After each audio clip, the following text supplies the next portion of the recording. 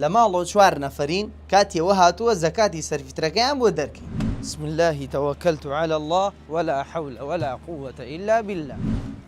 پێش هەموو شتێک گرنگە ئەو کەسە بدۆزیتۆ کە سەرفترەی پێ ئەشێت. سەرفیترە عیبادەتە، باشتر وایە خۆت هەڵسیت بە ئەنجامدانی تەماڵی لێ نەکەی. خۆگەر مەجالیش نە و عوزرێکت بوو ئەتوانی کەسێ بکەیتە وەکیلت لە بریت دەری بکات. بەتایبەت بوانێ لە دەرەوەی وڵاتن فەقیریان دەست ناکەوێ، دروستە کەسێ ڕاست بێرن لە کوردستان بۆیان دەرکات.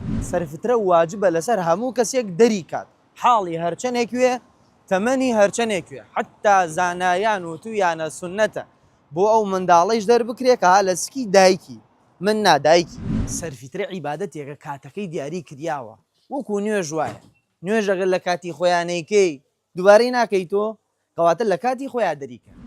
داوا کردیاوە سەرفترە لە شەوی جەژن دەربکەیت. خۆگەر شەوێک یان دوو شەو زیاتر نا بەر لە شەوی جەژن دەرت کرد مەجای هاتیە و بزانە لە دوای نوێژی جەژن سەرفترەی تر کاتەکەی تەواوە.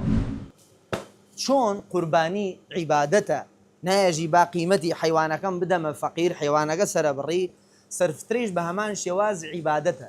داوات لێ کریاوە ئەو بڕە خواردنەی کە دیاری کریاوە بیدەی بە فەقیر نەک بەدیلەکەی. پێغەمبەرمان عەلەیهی سەڵات وەسەلام خەلیفەکانی و ئەسحابەکانی و زۆرینەی زانایان خواردنیان داوە وتیانە خواردن بدە.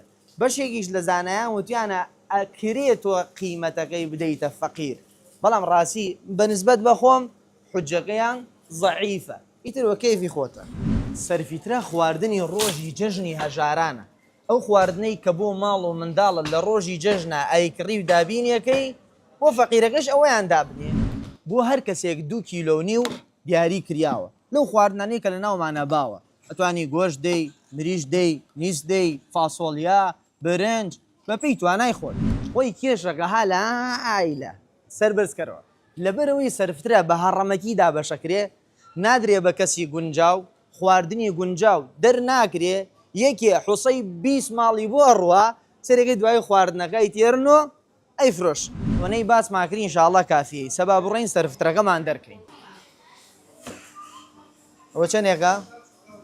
وەکو وتم ئێمە لە ماڵە 4 نەفەرین، با 2.5 کیلۆ حسەیەکێکیان گۆشتوێ، 2.5 کیلۆ با لە جۆرەکانی شلەوێ، 5 با برنجوێ. ئەمە حسەی 4 نەفەر کاکاتە 10 کیلۆ. سێژی ئەمە 4 کیلۆ لە بیر نەچێ. زۆربەی کیسەکان 4.5 بەمە 1 کیلۆ بخەسەری و ڕێکی کەڕەوە. جەژنانە دەیتە ماڵی خۆت فەقیرش و لە بیر نەچێ، ئەمەشمان داناوە بۆ جەژنانەکەیان یاخوا عافیەتیان بێ. ماڵێکی فەقیرە گەرمانەی بۆ بڕەوەکو سەرفترە پێویستی پێی نییە ئەیفرۆشێت ناوەرێگرێ عیبادەتەکە وە جوانی ئەنجام بدەن، خوای پەروەردگار لە هەموو لایەکمانی قبوڵ بکات.